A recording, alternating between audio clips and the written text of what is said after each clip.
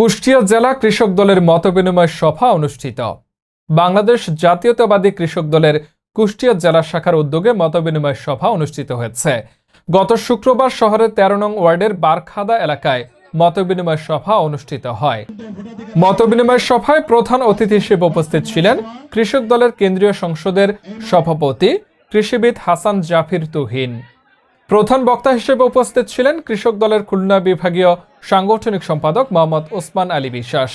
বিশেষ অতিথি হিসেবে উপস্থিত ছিলেন কেন্দ্রীয় বিএনপির স্থানীয় সরকার বিষয়ক সম্পাদক, কুষ্টিয়া জেলা বিএনপির সাধারণ সম্পাদক, সাবেক এমপি বীর মুক্তিযোদ্ধা অধ্যক্ষ সোহরাব উদ্দিন, প্রকৌশলী জাকির হোসেন সরকার, জেলা বিএনপির যুগ্ম সাধারণ সম্পাদক, কুতুবউদ্দিন আহমেদ সভাপতি, শহর বিএনপি, আব্দুল হাকিম মাসুদ সভাপতি, জেলা স্বেচ্ছাসেবক দল, আবু সাইদ জাকারিয়া উৎপল সাধারণ সম্পাদক, জেলা স্বেচ্ছাসেবক দল, আব্দুল মাজেদ প্রধান সমন্বয়ক, জেলা যুবদল, জিল্লুর রহমান জনি সহ প্রধান সমন্বয়ক, জেলা যুবদল, খন্দকার তসলিম উদ্দিন নিশাত সদস্য সচিব, জেলা ছাত্রদল। বক্তারা বলেন, আজকে বাংলাদেশের কোন শ্রেণী পেশার মানুষই ভালো নেই।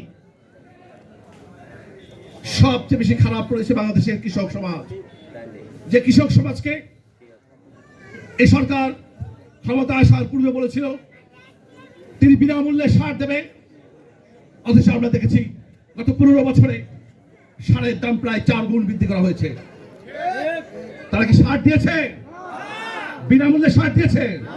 প্রিয় ভাইরা, তারা বলেছিল ঘরে ঘরে চাকরি দেবে। ঘরে ঘরে কি চাকরি দিয়েছে?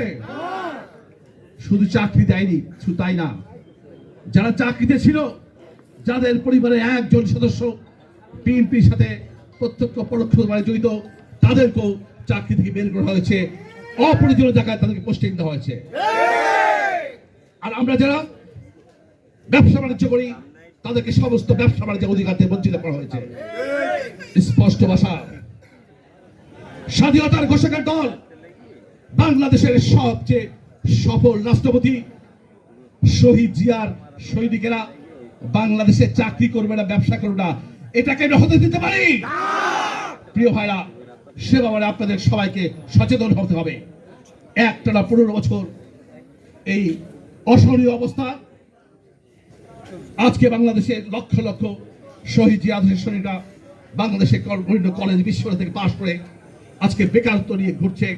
আমরা অনেক দেখেছি বিশ্ববিদ্যালয়ে পাশ করা আমাদের ছাত্রদের নেতাকর্মীরা, তারা ঢাকায় উবার চালাচ্ছে, বিভিন্ন ড্রাইভিং করছে, কেউ কেউ দেখেছি রিক্সা চালাচ্ছে। এই অমর্যাদাকর অবস্থা, এই অস্বাভাবিক অবস্থা আমরা চলতে দিতে পারি না। প্রিয় ভাইরা, আপনারা দেখেছেন গত 7 জানুয়ারি একটি নির্বাচন হয়েছে, যে নির্বাচনে এই ডামি সরকারের প্রধানমন্ত্রী তিনি হাজার হাজার কোটি টাকা খরচ করে বাংলাদেশের মানুষকে লোভ লালসা দেখিয়ে প্রায় 1 কোটি সরকারি সুবিধাভোগী অতি দরিদ্র যারা বিভিন্ন কার্ডের মাধ্যমে সরকারি সুবিধা পেয়ে থাকে, তাদেরকে ভয়ভীতি দেখিয়ে সমস্ত সংস্থা, সরকারি সংস্থা, তাদেরকে দিয়ে আমাদের নেতা কর্মী বাংলাদেশের মানুষকে ভয়ভীতি দেখিয়ে তিনি ভোট কেন্দ্রে নেওয়ার চেষ্টা করেছেন। আপনারা কি ভোট দিতে গেছেন? বাংলাদেশের 5 ভাগের বেশি মানুষ 7 জানুয়ারি নির্বাচনে শেখ হাসিনার আহ্বানে সাড়া দিয়ে সেদিন ভোট করে যায়নি। পক্ষান্তরে আমাদের প্রিয় নেতা বাংলাদেশ থেকে অনেক দূর থেকে বাংলাদেশের ভোটাধিকার বঞ্চিত, গণতন্ত্র বঞ্চিত, নির্যাতিত, নিপীড়িত মানুষকে আহ্বান জানিয়েছিলেন, দয়া করে আপনারা 7 জানুয়ারি নির্বাচনে ভোট দিতে যাবেন না।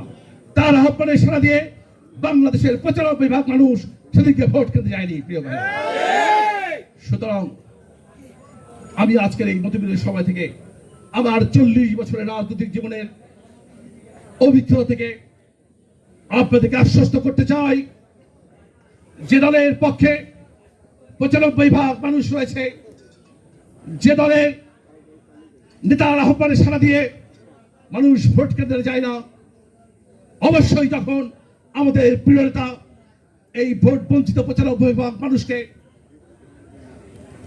আগামী আন্দোলনের সংগ্রামে আহ্বান জানাবে, আমরা মনে করি বাংলাদেশে এই সরকার কোনোভাবেই টিকে থাকতে পারবে না। প্রিয় ভাইরা,